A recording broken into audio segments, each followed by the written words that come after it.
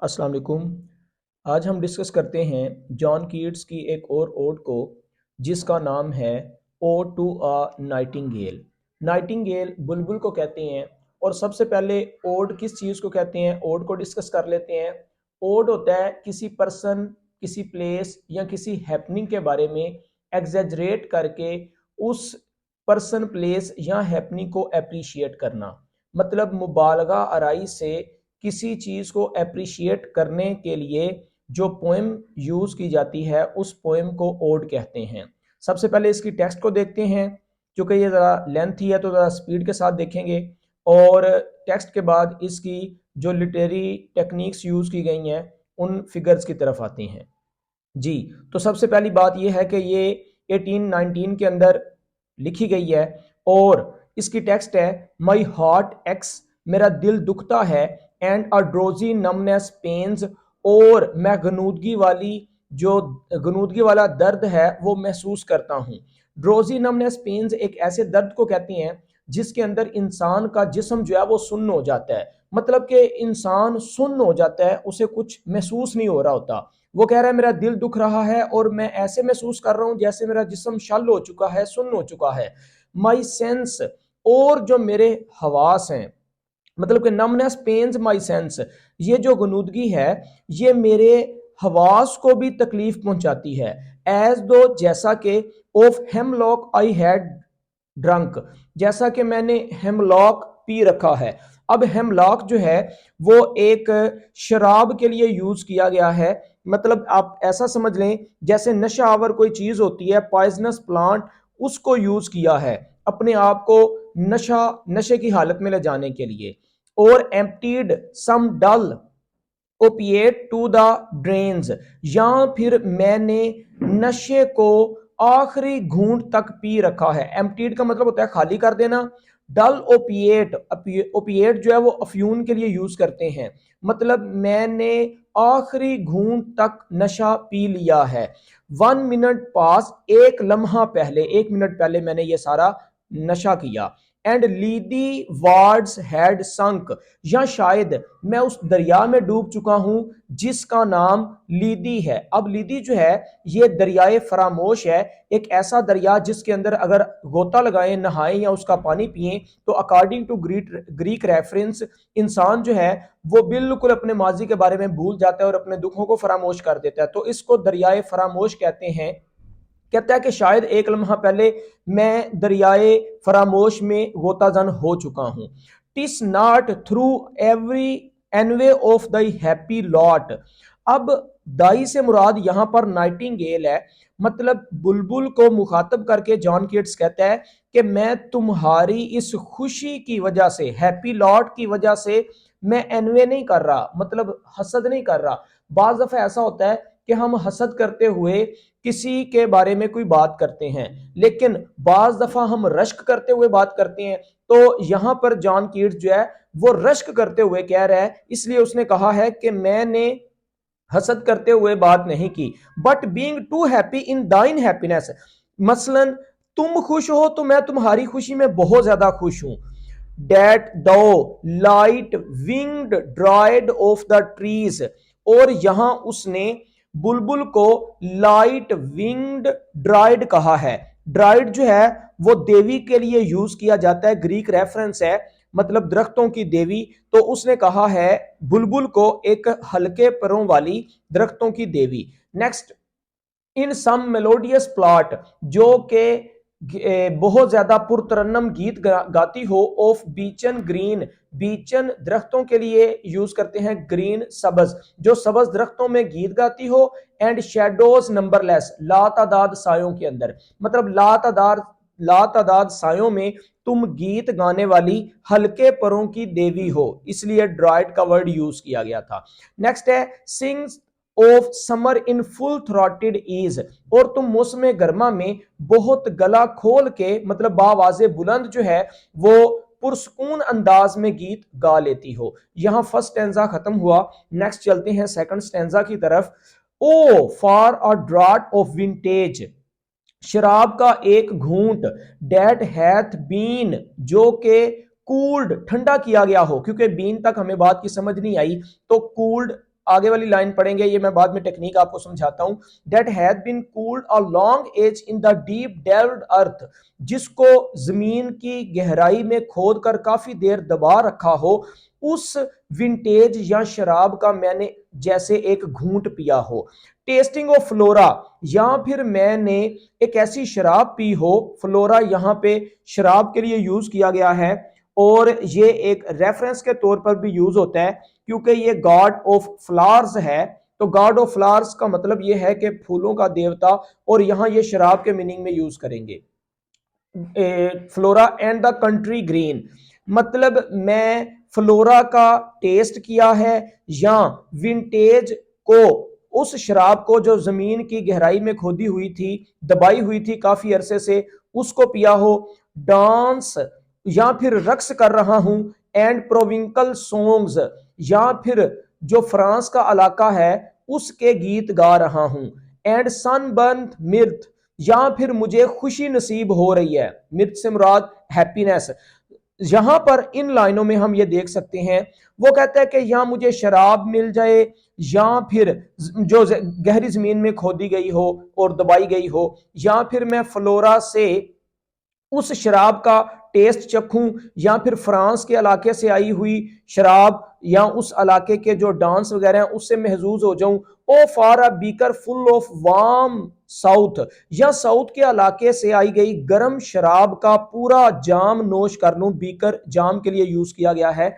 इसका मतलब यह है कि वो मुख्तलिफ चीजों से अपने आप को सेट करने की कोशिश करता है। नेक्स्ट अगर देखें तो full of the true, the blushful Hippocrene, या शायद मैं ये महसूस कर रहा हूं कि मैंने हिपोक्रीन एक जो है ना वो फवारे के लिए यूज करते हैं, फाउंटेन के लिए यूज करते हैं, जो सुर्ख रंगत का है। और कहते हैं शायद मैंने सुर्ख रंगत वाली शराब का फवारा वो पी रखा है, with bedded bubbles winking at the brim, जो किनारे तक अपने बुलबुलों से उभरे हुए हैं। एंड पर्पल स्टेन्ड माउथ, और मेरा मुंह जैसे अर्गवानी रंगत इख्तियार कर चुका है। जब कोई बंदा सुर्ख चीज को पीता है तो उसके होंठ सुर्ख हो जाते हैं। डेट आई माइट ड्रिंक, शायद मैं पी रखा हो। And leave the world unseen, और मैं एक ऐसी दुनिया में जा चुका हूं जो दूसरों को नजर नहीं आती, मतलब अनजानी दुनिया में मैं पहुंच गया। एंड विद दी, और तुम्हारे साथ। Fade away into the forest dim, मैं इस गहरे समंदर से दरिया इसके अंदर दरख्तों के अंदर या फॉरेस्ट के अंदर जंगल के अंदर जाना चाहता हूं।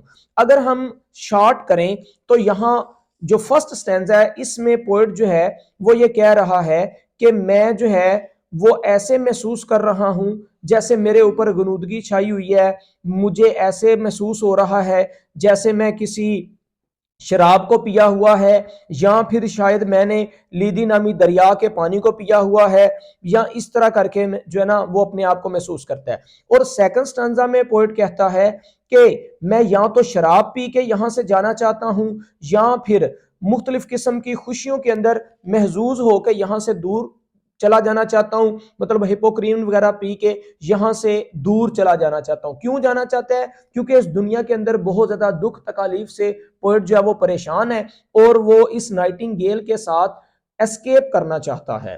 नेक्स्ट जो है वो थर्ड स्टैंजा स्टार्ट करते हैं। Fade away, sorry, fade far away, dissolve and quite forget, बहुत दूर चली जाओ, ऐसे जैसे गुम हो जाओ किसी और दुनिया में, और बिल्कुल फरामोश हो जाओ। विथ वट दो among the leave has never known, क्योंकि तुम तो पत्तों के बारे में, दरख्तों के बारे में, जंगलों के बारे में सारा कुछ जानती हो। इसका मतलब ये हुआ कि तुम कौन सी चीज है जो नहीं जानती दरख्तों या जंगलात के बारे में, तो तुम दूर चली जाओ। द वियरीनेस, क्योंकि यहां पर थकावट भी है, द फीवर, बुखार भी है, एंड फ्रेट, और उकताहट भी है, मतलब इस दुनिया के अंदर बहुत ज्यादा परेशानियां हैं, तो तुम दुनिया से एस्केप कर जाओ। एस्केपिज्म का थीम यहां पे नजर आ रहा है। हेयर कहता है यहां पे, वेयर मैन सिट, जहां लोग बैठे हैं, and hear each others grown, और एक दूसरे की कराहट को सुन रहे हैं। तो इसका मतलब यह है कि पोएट को चूंकि ट्यूबरकुलोसिस है तो टीबी के मर्ज होने की वजह से इसके भाई की भी डेथ हो चुकी, इसकी माँ की भी डेथ हो चुकी और खुद इसको मर्ज लाहक हो चुका है और ये परेशान है, तो उसका यहाँ पर जो है ना वो डिस्कस किया गया है। आगे है where palsy shakes a few, और ऐसी बीमारी लग चुकी है। पालसी एक ऐसी शल हो जाने वाली बीमारी होती है जिसमें हाथ पांव जो है वो काम करना छोड़ जाते हैं, अज़ा काम नहीं करते। कहते हैं कि जहां पर लोगों को पालसी की बीमारी लग चुकी है, सैड लोग परेशान बैठे हैं, और लास्ट ग्रे हेयर्स और बुढ़ापे के अंदर जा चुके हैं। ये ग्रे हेयर से मुराद यहां पर वो अपनी मदर की तरफ रेफरेंस दे रहा है। सादा लफ्जों में ये कह लें कि यहां दुनिया के अंदर लोग दुखों में और बीमारियों में करा रहे हैं।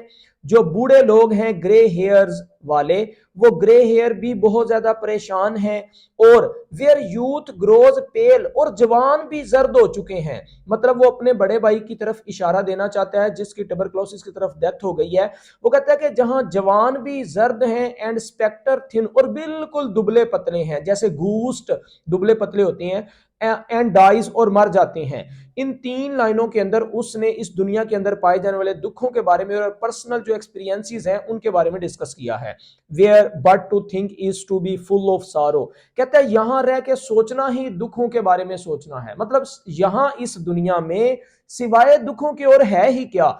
एंड लेडन आई डेस्पेयर्स, और मायूसी के सिवा हमें यहां कुछ नजर नहीं आएगा।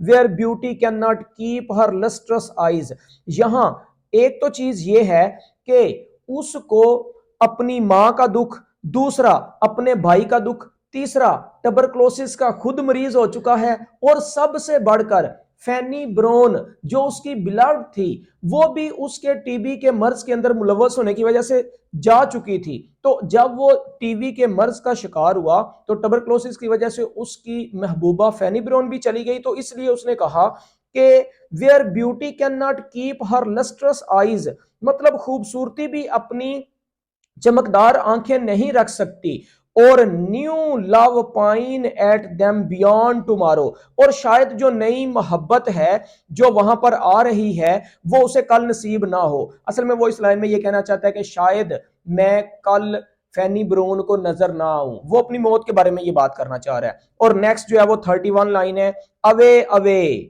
दूर चली जाओ। ये नाइटिंगेल को वो कह रहा है, बुलबुल को, कि दूर चली जाओ। Far I will fly to thee, क्योंकि मैं भी परवाज करके तुम्हारे साथ जाऊंगा। और नेक्स्ट है and charioted by Bacchus and his pards, sorry not charioted by Bacchus and his pards, मैं बैकस या फिर उसके पार्ड्स दोस्तों के साथ नहीं जाऊंगा। बैकस यहां पर शराब के देवता के लिए यूज किया गया है, तो चैरियोटेड बग्गी में बैठने के लिए यूज करते हैं। कहते हैं कि मैं शराब के देवता के साथ बग्गी में बैठकर या उसके साथियों के साथ नहीं आऊंगा, बल्कि कैसे आऊंगा, on the व्यूलेस wings of Poaceae, Poaceae से मुराद पोएट्री है, मैं पोएट्री के ना नजर आने वाले परों के बलबोते पर उड़कर आऊंगा। मतलब अपनी शायरी के बलबोते पर उड़ के जाना चाहता है।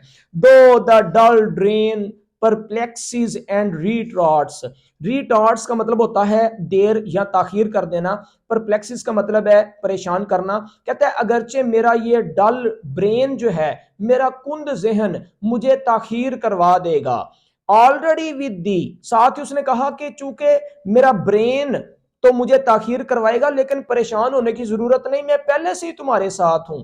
टेंडर इज द नाइट, कितनी नर्मो नाजुक रात है। And happily the queen moon is on her throne, और बड़ी खुशी के साथ ये जो मलका है वो अपने तख्त पर, मतलब क्वीन मून चांद की मलका अपने तख्त पर बराजमान है।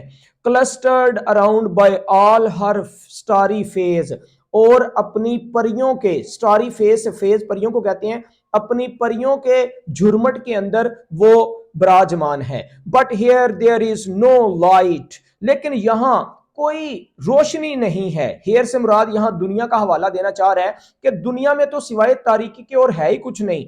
Save what from heaven is with the breezes blown, सिवाय, सेव से मुराद सिवाय उस रोशनी के जो आसमान से हवा के जरिए आ रही है, मतलब ब्रीजेस ब्लोन के साथ जो थोड़ी सी रोशनी आ रही है, उस रोशनी के अलावा कोई और रोशनी नहीं है।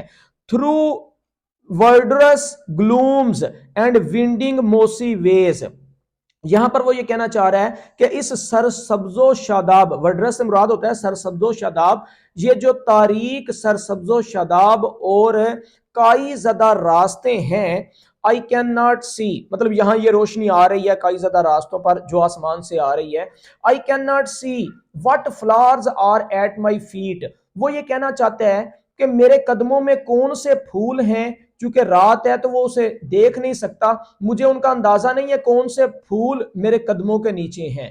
Nor what soft incense hangs upon the boughs, और जो हल्की हल्की खुशबूदार टहनियां मेरे साथ हैं या मेरे इर्द गिर्द हैं, क्योंकि वो जंगलों में से गुजर के जा रहे हैं तो उनका भी मुझे अंदाजा नहीं, तो यहां पर वो थोड़ी सी खुशबू सूंघ रहा है।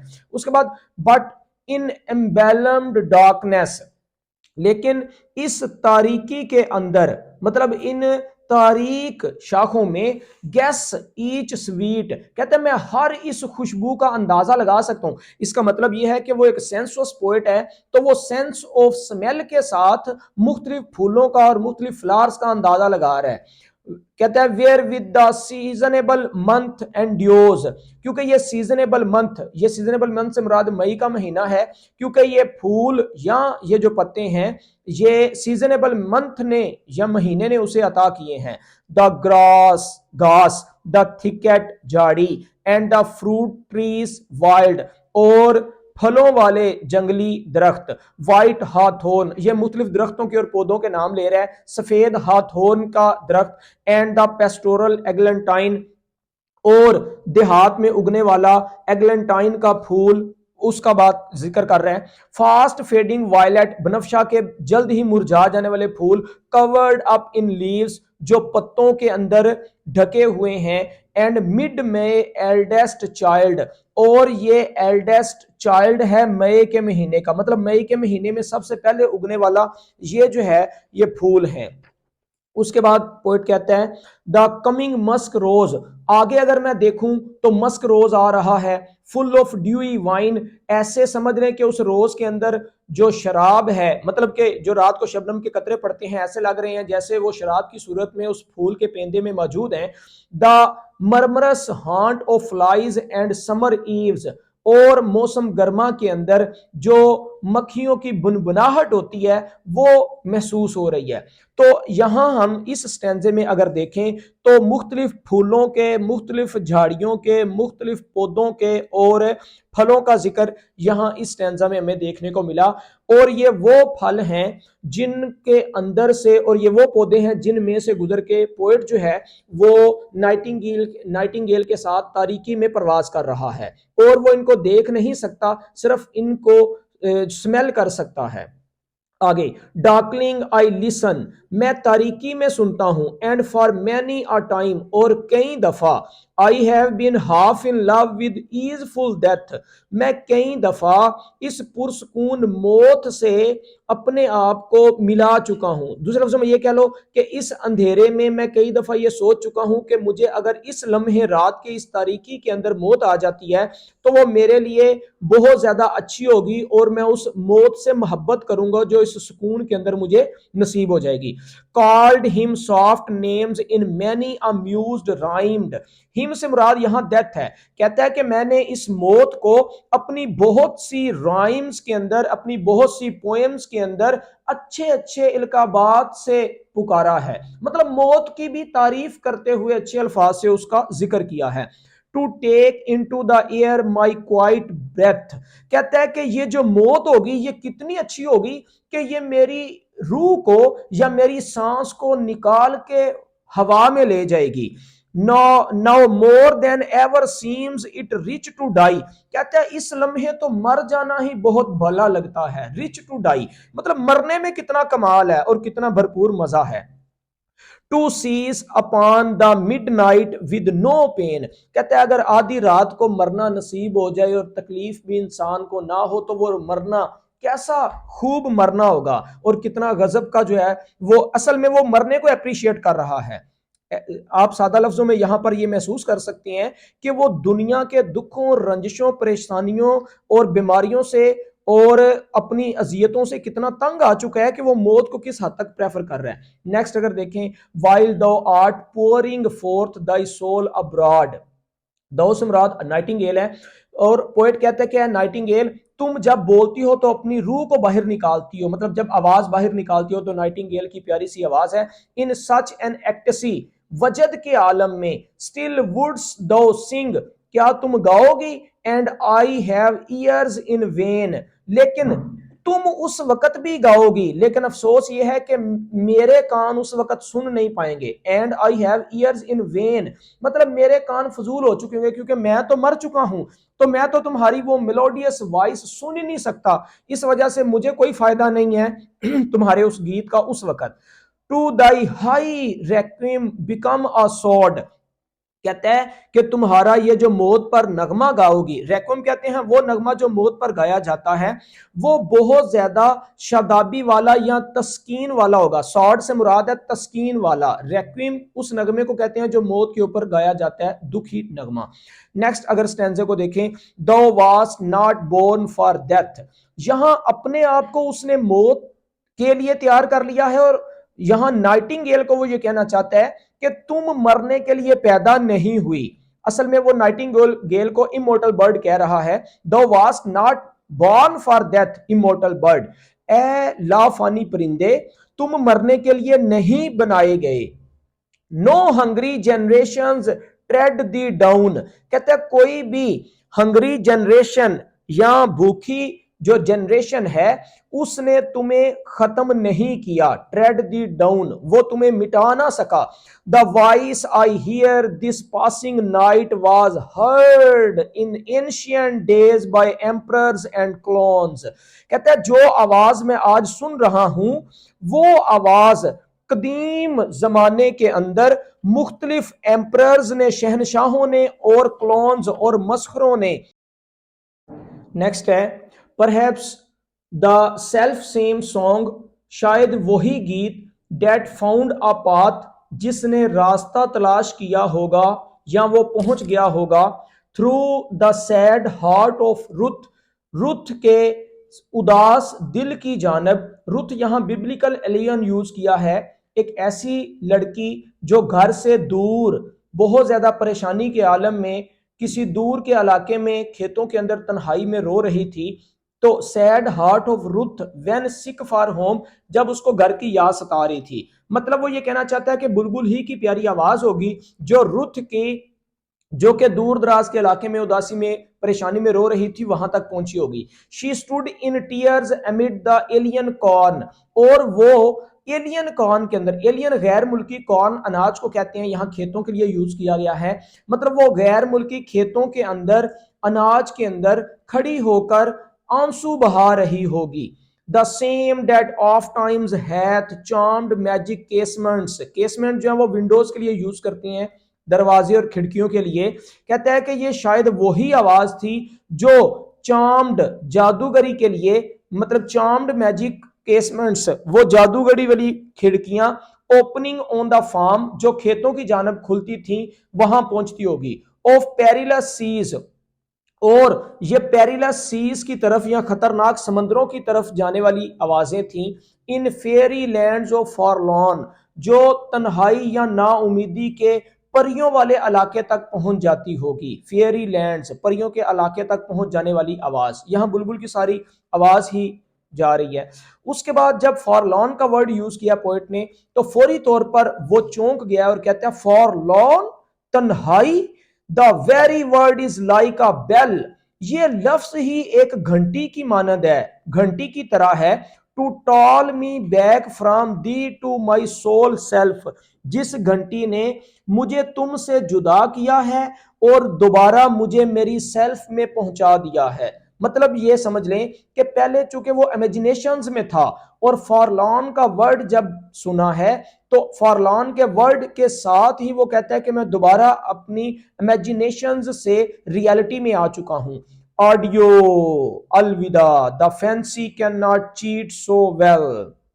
कहता है कि ये ख्याल को इतना धोखा नहीं दिया जा सकता, as she is fame to do, जैसा कि वो ऐसा करने में मशहूर है, डिसीविंग एल्फ, और धोखा देने वाली है, ऑडियो ऑडियो, अलविदा अलविदा, दाई प्लेंटिव एंथम फेड्स, तुम्हारे ये जो गमजदा गीत हैं, प्लेंटिव एंथम से मुराद यहां पर दुखी गीत, ये फेड्स हो रहे हैं, मतलब थोड़े से मध्यम हो रहे हैं, कम हो रहे हैं, क्योंकि परिंदा जब दूर जाता है तो उसकी आवाज कम होनी शुरू हो जाती है।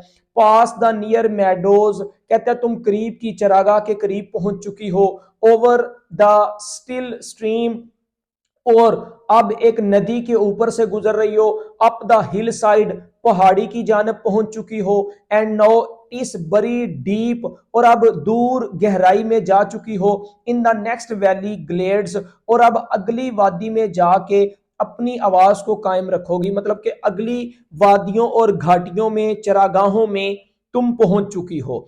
वाज इट अ वियन, और एंड पर पोएट जो है वो एक रिहेटोरिक क्वेश्चन करता है। आपको बताया था रिहेटोरिक क्वेश्चन वो होता है जिसके अंदर पोएट खुद भी उसका आंसर जानता होता है, और वो कर रहा है, वाज इट अ वियन और अ वेकिंग ड्रीम, क्या ये मेरे जागती आंखों का ख्वाब था या कोई वैसे ही ख्वाब आया है मुझे। Fled is that music, do I wake or sleep, और वो मौसीकी खत्म हो चुकी है, क्या मैं जाग रहा हूं या सोया हुआ हूं। तो यहां पर हमारी टेक्स्ट की रीडिंग जो है वो खत्म होती है। अब हम देखते हैं इसकी टेक्निक्स को जो पोएट ने यूज की हैं। तो सबसे पहले इसके अंदर जो थीम्स हैं इस पोएम के वो डिस्कस करते हैं। इसके थीम्स के अंदर सबसे पहली चीज है डेथ, चूंकि उसके भाई की और उसकी मदर की डेथ, और खुद भी ये ट्यूबरकुलोसिस का शिकार हो चुका है, तो उसका डेथ का थीम जो है वो बहुत नुमाया नजर आएगा इस पोएम में। उसके बाद इमोर्टैलिटी का थीम नजर आएगा इस पोएम में। उसके अलावा सोलिट्यूड, तन्हाई का थीम नजर आएगा, क्योंकि फैनी ब्राउन भी छोड़ के जा चुकी है। सुपर नेचुरल एलिमेंट्स नजर आएंगे इसके अंदर, और नेचर, जो कि इस एंगल से वो इमोर्टल बन के पोएट जो है वो डिस्कस कर रहा है। तो ये थीम्स हैं हमारे। उसके बाद एक तो यहां पर सिमिली यूज की गई है। अब जो सिमिली का यूज किया है पोएट ने, लाइन नंबर 2 अगर हम देखें तो यहां वो कह रहा है, माई सेंस एज दो of hemlock I had drunk, मेरी सेंसेस ऐसे लग रहा है जैसे मैंने हेमलॉक पी रखी है। तो सिमिली क्या होती है, पहले तो ये देख लें, to compare two different things on the base of same quality, जब हम दो मुख्तलिफ चीजों का एक जैसी क्वालिटी की बेस पर कंपैरिजन करते हैं तो उसको हम सिमिली कहते हैं। तो आपको पता है कि यहां एज का वर्ड यूज करके हेमलॉक जैसे उसने पी रखा है, ये उसने सिमिली का यूज किया है। उसके अलावा 71 लाइन है जिसके अंदर उसने पोएट ने सिमिली का यूज किया है। वो कहता है, forlorn the very word is like a bell to toll me back from thee to my sole self, तो ये लफ्ज ही मेरे लिए एक ऐसी घंटी की तरह है जो वापस मुझे ले आया। तो लाइक अ बेल, यहां उसने कंपेयर किया है दो चीजों को। यहां सिमिली को डिस्कस करने के बाद मेटाफर देखते हैं। तो मेटाफर जो है वो 24th लाइन इस पोएम की, उसके अंदर पोएट ने यूज किया है।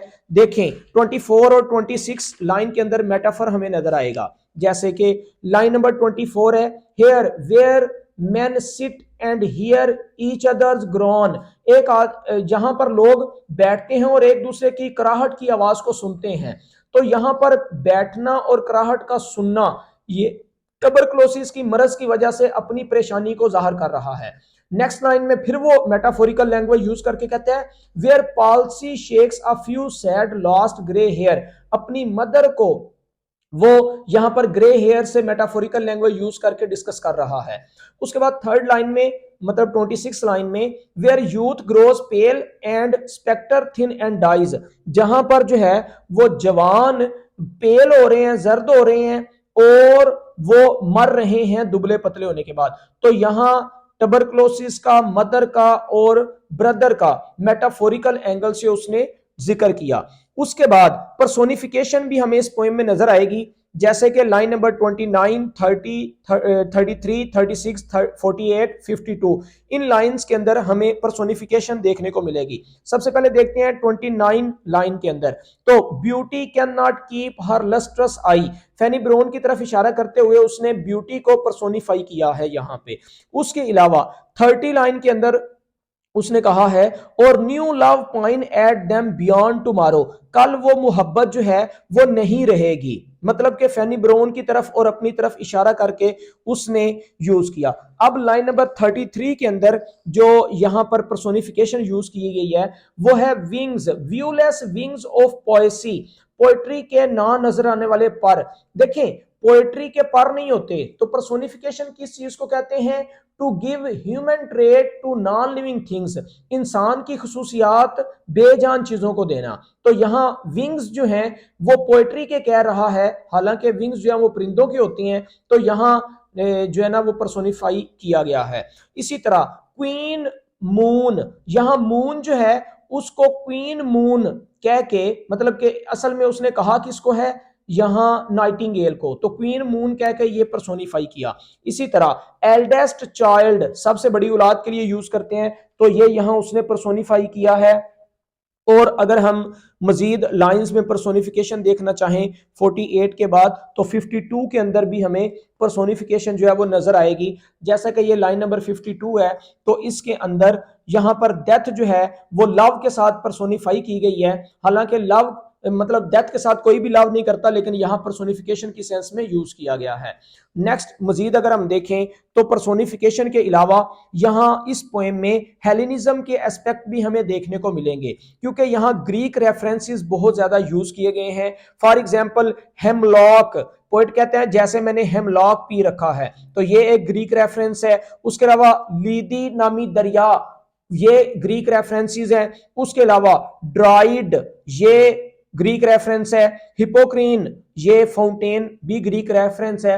तो ये ग्रीक रेफरेंसेस जो हैं इसके अंदर यूज किए गए हैं। तो इस क्वालिटी को, जिसके अंदर ग्रीक आर्ट के बारे में, ग्रीक लिटरेचर के बारे में और ग्रीक चीजों के बारे में डिस्कस किया जाए, इसको हम हेलेनिज्म कहते हैं। अब कुछ एलियंस भी इस पोएम में यूज किए गए हैं। एक तो बिब्लिकल एलियन यूज किया गया है रुथ नामी लड़की का जिक्र करके, एक बैकस का जिक्र किया गया है जो गॉड ऑफ पोएट्री है, वाइन है। उसके अलावा फ्लोरा भी एक एलियन के तौर पर यूज किया गया है।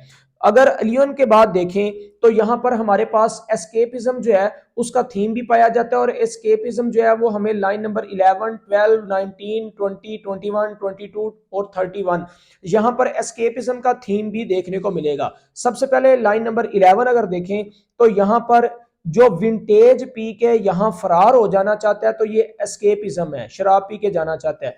उसके बाद लाइन नंबर 12 के अंदर भी वो चाहता है कि मैं जमीन में खोदी हुई शराब जो दफनाई हुई या काफी देर से दबाई हुई है वो पी के यहां से चला जाऊं, तो ये भी असल में वो यूज कर रहा है एस्केपिज्म को। अगर लाइन नंबर 20 में देखें तो 20 में भी and with the fade away into the forest dim, मैं तुम्हारे साथ इस घने जंगल के अंदर जाना चाहता हूं, तो ये भी एस्केपिज्म है। उसके अलावा 22 में अगर देखें fade away dissolve and quite forget, ये भी डिजॉल्व होना और फॉरगेट हो जाना यहां पर हमें एस्केपिज्म में मिलेगा। और लास्ट है 31 लाइन में away away for I will fly to thee, मैं तुम्हारे साथ प्रवास कर जाऊंगा और दूर निकल जाऊंगा। ये पर्सोनिफिकेशन की कुछ एग्जांपल्स आपके सामने हैं। उसके बाद रिटोरिक क्वेश्चन मैंने लास्ट 2 लाइंस में आपको बताया है कि जिसके अंदर पोएट खुद सोच रहा है कि शायद मैं जागती आंखों में ख्वाब देख रहा हूं या शायद मैंने वैसे कोई सपना देखा है। तो ये 79 और 80 लाइंस के अंदर ये टेक्निक जो है वो हमें देखने को मिली। उसके बाद एनाफोरा का इस्तेमाल किया गया है। एनाफोरा उस टेक्निक को कहते हैं कि जब 2 लाइंस के अंदर सेम वर्डिंग यूज की गई हो, 2 या 2 से ज्यादा लाइंस में सेम वर्डिंग यूज की गई है या लेटर्स यूज किए गए हैं, वर्ड्स यूज किए गए हैं, इसे एनाफोरा कहते हैं। तो लाइन नंबर 1 और 2 के अंदर अगर हम देखें तो एनाफोरा का यूज हमें देखने को मिलेगा। जैसा कि फर्स्ट लाइन में वो कहता है माई हार्ट एक, और सेकंड लाइन में कहता है माई सेंस। तो फर्स्ट और सेकंड दोनों लाइंस में सेम वर्ड्स यूज किए गए हैं। इस सेम वर्डिंग की यूज की गई टेक्निक को एनाफोरा कहते हैं। इसी तरह 25 और 27 तक जो लाइंस हैं इसके अंदर भी एनाफोरा यूज किया गया है, जैसा कि where palsy shakes, where youth grows, where but to think. तो ये जो है वो एनाफोरा की एक एग्जांपल आपके सामने मौजूद है। उसके बाद एंजाइममेंट को अगर हम देखें, एंजाइममेंट कहते हैं रन ऑन लाइन को। रन ऑन लाइन उस टेक्निक को कहते हैं कि जब एक लाइन पढ़ने से उसका मफहूम क्लियर ना हो और हम उसके मफहूम को समझने के लिए नेक्स्ट लाइन भी पढ़ें, तो इस टेक्निक को एंजाइममेंट कहते हैं और ये रन ऑन लाइन है। तो अब इस रन ऑन लाइन को अगर हम देखें तो लाइन नंबर 11, 21 और 63 इन तीनों के अंदर हमें रन ऑन लाइन देखने को मिलेगी। जैसे कि डेट हैथ बीन को समझने के लिए cooled a long age in deep delved earth, ये समझना पड़ेगा। तो यहां तक मफहूम क्लियर नहीं हो रहा, तो इसलिए ये एक एंजाइममेंट है।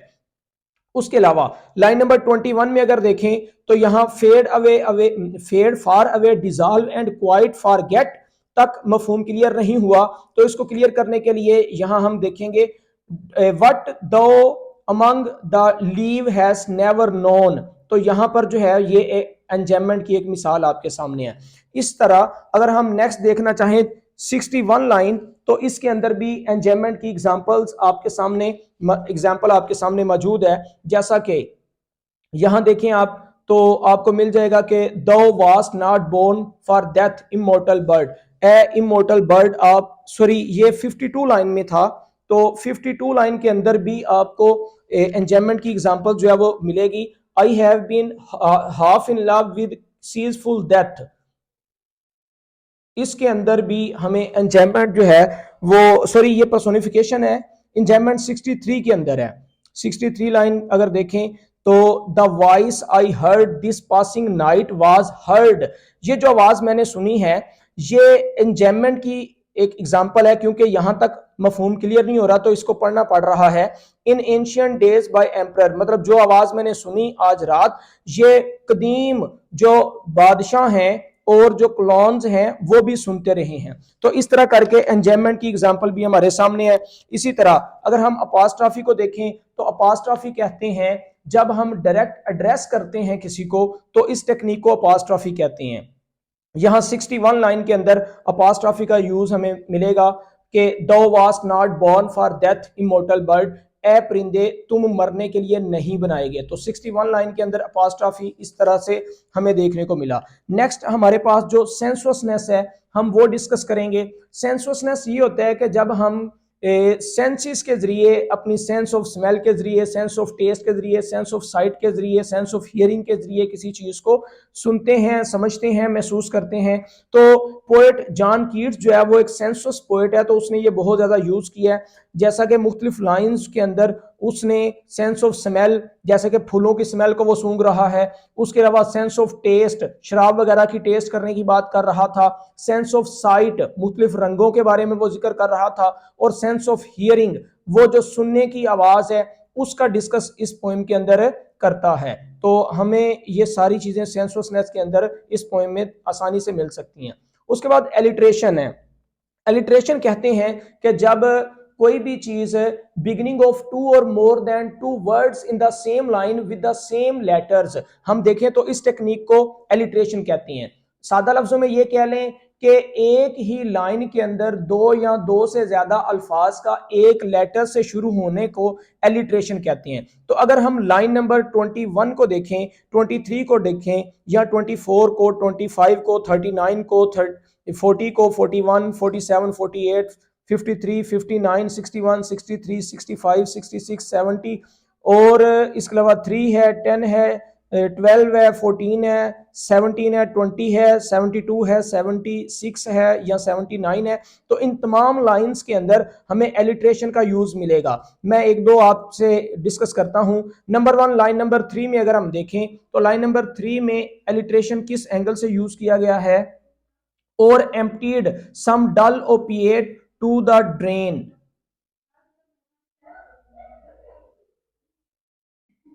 यहाँ एलिट्रेशन जो है or emptied some dull opiate to the drain इस लाइन में नहीं है, शायद ये गलत जो है वो टिक हुआ है। और अगर हम एलिट्रेशन को 21 लाइन में देखें तो हमारे पास है ये 21 का पेज देखते हैं। 21 लाइन में fade away away dissolve fade far, यहां पर फेड और फार ये दोनों जो हैं वो एफ लेटर से स्टार्ट हो रहे हैं, तो ये एलिट्रेशन का यूज है। इसी तरह 23 अगर हम देखें तो 23 के अंदर जो है दाई वेरीनेस दी, तो यहां पर दी टी जो साउंड है ये भी एलिट्रेशन की एग्जांपल है। उसके अलावा 24 को अगर हम देखना चाहें तो 24 यहां पर here where men sit and hear, यहां पर भी एज का साउंड और यहां पर भी एज का लेटर, मतलब एज का लेटर और एज का लेटर। तो इस तरह से हम एलिट्रेशन के मुख्तलिफ जो है ना वो यूज आसानी के साथ डिराइव कर सकते हैं और इनको जो है वो देख सकते हैं। तो इसके अलावा मैं लास्ट पे आपसे जो एक रिटोरिक क्वेश्चन का सेंस था वो भी आपके सामने रखने लगा हूं, और 10 नंबर लाइन को एक लास्ट जो है वो आपसे डिस्कस कर लूं।